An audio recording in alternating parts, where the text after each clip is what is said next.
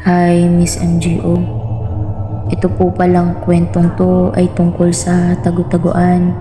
Short story lamang po ito. Nung ako'y 7 na taong gulang pa lamang, ay mahilig akong malaro ng tagu-taguan. Naalala ko pa nga hanggang alas 6 ng gabi naglalaro pa kami ng mga kaibigan ko at mga pinsan ko. Nang makita kami ng lola ko, naglalaro pa rin at magsi 7 PM na nun. Kaso di pa masyadong madilim kasi full moon nung araw na yon.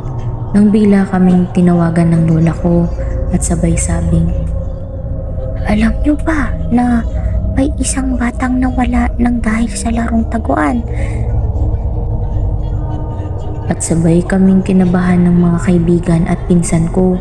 At sabi ng lola ko, nawala daw ang batang ito nung naglaro sila ng mga kaibigan niya ng taguan.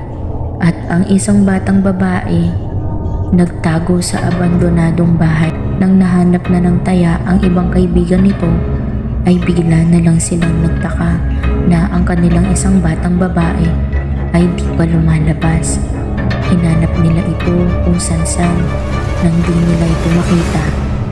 Hanggang sa nagsiuwian na ang mga bata at nagsabi sa mga magulang nila na kanilang batang kalaro ay nawala at hinanap na din ng kabarangay nila ang batang ito at di pa rin nila ito makita.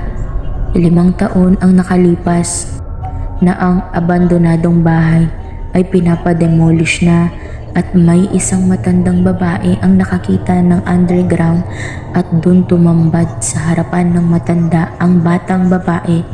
Sabay sabi ng, "Ang tagal niyo naman. Ako na ba ang taya?" Thank you for listening. Don't forget to like, share, comment, and subscribe our YouTube channel.